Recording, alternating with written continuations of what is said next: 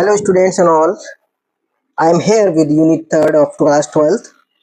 Second जो unit children and women sports है बहुत अच्छे से हम लोगों ने डिस्कस किया, इसीलिए मैंने उसमें कहा भी था कि थर्ड यूनिट के साथ हम लोग आएंगे and which is also a very very very important chapter, very very important unit and that unit name is yoga as preventive measure for lifestyle disease. कुछ लाइफस्टाइल डिजीज होती है तो योग किस तरीके से एज अ प्रिवेंटिव मेजर काम करता है उनके लिए, इस चैप्टर का नाम है। और इसमें 5 लाइफस्टाइल डिजीज हैं। तो हम क्या करते हैं, हम 2 यहाँ पे सामने हैं, अभी इसके बाद इसी वीडियो में मैं 3 और आपके सामने आएंगी लाइफस्टाइल प्रॉब्लम, जो लाइफस्टाइल जो डिजीज होती हैं। तो पहला है ओबेसिटी। तो इसके बारे में हम लोग डिटेल नोट्स में ही एक्सप्लेन करेंगे, लेकिन यहाँ पे मैं इसको जो है थोड़ा सा ब्रीफली एक्सप्लेन कर दे रहा हूँ ताकि सभी लोगों को, सारे स्टूडेंट्स को सिलेबस के बारे में क्लियर हो जाए। पहला जो लाइफस्टाइल डिजीज है वो है ओबेसिटी। ओबेसिटी मींस मोटापा। तो प्रोसीजर, बेनिफिट्स एंड कंट्रा इंडिकेशंस क्या है आसन करने का। अगर ओबेसिटी है, कोई आसन कर रहे हैं तो उसका प्रोसीजर क्या होगा, उसका बेनिफिट क्या होगा, और कंट्रा इंडिकेशंस ये होता है कि किसको नहीं करना चाहिए पर्टिकुलर आसन।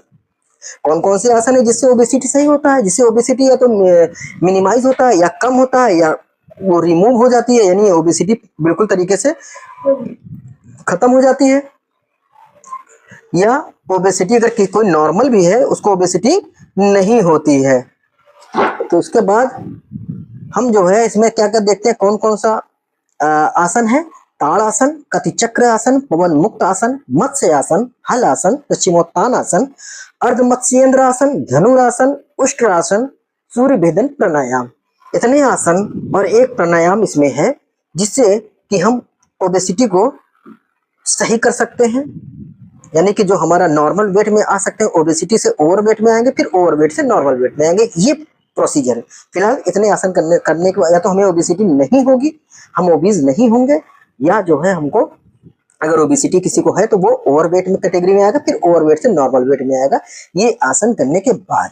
तो फिर ये आसन को हम लोग बहुत ही अच्छे से जो करने का तरीका होता है सारी चीजें यहाँ मतलब जो है एक्सप्लेन करेंगे। कंट्रा इंडिकेशन क्या होते हैं सबके। सेकंड लाइफस्टाइल डिजीज यहाँ पे क्या दिखा रहा है, डायबिटीज। डायबिटीज में सेम थिंग है। तो हम क्या करेंगे, 5 लाइफस्टाइल डिजीज में जो आसन दिए हुए हैं तो कोशिश हम ये करेंगे 2-2 आसन सब में से हम कॉमन आसन जो है उसको हम लोग सेलेक्ट करके अलग कर लेंगे कि जिसमें 5 लाइफस्टाइल डिजीज में जरूर जो आसन इंक्लूड हो, यानी वो 2 आसन करने से 5 लाइफस्टाइल डिजीज क्या हो सकती है, प्रिवेंट हो सकती है। तो वो आसन हम लोग सिलेक्ट कर लेंगे और वो हमारे प्रैक्टिकल में भी काम आएगा, क्योंकि प्रैक्टिकल में एक पॉइंट भी है कि लाइफस्टाइल डिजीज के 2-2 आसन करके बताने हैं या उसका फायदा बताना है, बेनिफिट बताना। तो डायबिटीज में कौन कौन सा है, procedure, benefits and contraindication same thing. For Katichakra asana इसमें है, पवन मुक्त आसन है, भुजंग आसन है, शलभ आसन है, धनुरासन है, सुप्त वज्रासन है, पश्चिमोत्तान आसन है, अर्ध मत्स्येंद्र आसन है, मंडूक आसन, गौमुख आसन, योग मुद्रा, उष्ट्रासन, कपालभाति। इतने आसन हैं। अब हम यहाँ पे क्या देखते हैं कि जो हमारा इसका सेकंड है पेज, हमारा जो है सेकंड पेज में हम देखते हैं एजमा। इसको हम एजमा प्रोनाउंसिएट करते हैं, बहुत लोग हम दमा भी कहते हैं और अस्थमा भी कहते हैं कुछ लोग। तो इसमें क्या है, इसमें सेम थिंग रहेगा, सब में सेम थिंग रहेगा। प्रोसीजर, कैसे उस आसन को किया जाता है, करने का तरीका क्या होता है, बेनिफिट्स उसके कहते हैं, कंट्राइंडिकेशन। कौन कौन से आसन करने होते हैं एजमा में, ताड़ आसन। ताड़ आसन एक तरीके से ये हम देख रहे हैं कि कॉमन है तो हम इसको सिलेक्ट कर लेंगे कॉमन आसन में। फिर ऊर्ध्व हस्तोत्तान आसन, थोड़ा सा प्रोनाउंसिएशन में दिक्कत, लेकिन उसको हम लोग अगर सही से देखेंगे तो ऊर्ध्व हस्तोत्तान आसन, उत्तान मंडूक आसन, भुजंग आसन, धनुरासन, उष्ट्रासन, वक्रासन, कपालभाति, गौमुख आसन, मत्स्य आसन, अनुलोम विलोम। ये हमारे सिलेबस में है कि ये आसन करने से ये प्रॉब्लम्स नहीं होगी, अगर होगी तो प्रॉब्लम्स जो है प्रिवेंट होगी और वो सही होगी।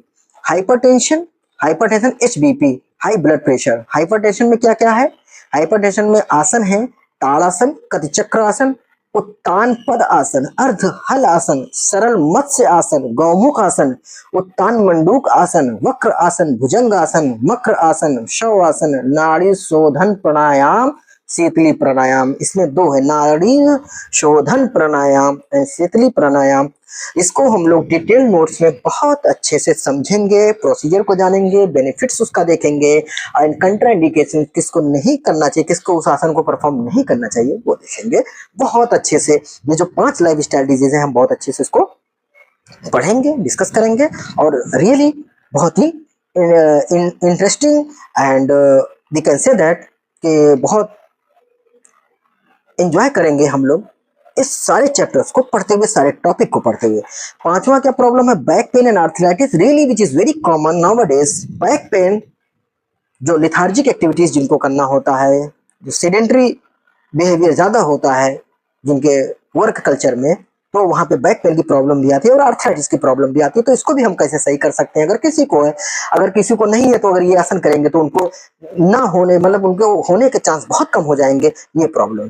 तो यहाँ पे हम देखते हैं जो सिलेबस यहाँ लिखा हुआ है, इसमें कैसे क्या है। ये तो कॉमन है, प्रोसीजर, बेनिफिट्स एंड कंट्राइंडिकेशन, किसके किसके। इसमें फिर देखेंगे ताड़ासन, आगे ताड़ासन इज अ कॉमन आसन। हम इसको 2 सेलेक्ट करके मैं बताऊंगा जो भी आसन कॉमन होंगे। तो हम देखते हैं इसमें कौन कौन सा आसन है। ताड़ासन का हम प्रोसीजर देखेंगे, बेनिफिट्स एंड कंट्राइंडिकेशंस। ऊर्ध्वहस्तोत्तान आसन, इसमें भी है, एस्मा भी है और यहाँ पे भी है। तो उसके बाद अर्धचक्र आसन, उष्ट्रासन, वक्रासन, सरल मत्स्येंद्र आसन, भुजंगासन, गौमुखासन, भद्रासन, मकर आसन, नाड़ी शोधन प्राणायाम, इसमें भी है। नाड़ी शोधन प्राणायाम जो है हाइपरटेंशन में भी है। तो मीन्स इसको आप पढ़ने में थोड़ी सी प्रॉब्लम होगी, लेकिन हम बहुत अच्छे से जब उसको प्रोनाउंसिएट करने की कोशिश करेंगे, जब उसका उच्चारण करेंगे तो हमको पढ़ना आ जाएगा। तो ये आसन का चैप्टर था। इसमें हम एलिमेंट्स ऑफ योग के बारे में भी थोड़ा डिस्कस करेंगे, तो बहुत अच्छा लगेगा। ये चैप्टर बहुत इंपॉर्टेंट है हमारे लिए, बहुत बेनिफिशियल हमारे लाइफ के लिए, हेल्दी लाइफ स्टाइल के लिए बहुत ज़्यादा इंपॉर्टेंट है। ये हमारे हेल्दी लाइफ स्टाइल का एक पार्ट है, और जिसके लाइफ स्टाइल का पार्ट नहीं है, उसका पार्ट हो जाएगा तो उसकी लाइफ स्टाइल भी हेल्दी हो जाएगी। तो मैं यहीं पे अपने इस वीडियो को, अपने इस ब्लॉग को विराम देता हूँ और आप लोगों से फिर मिलता हूँ यूनिट 4 में। Thank you very much.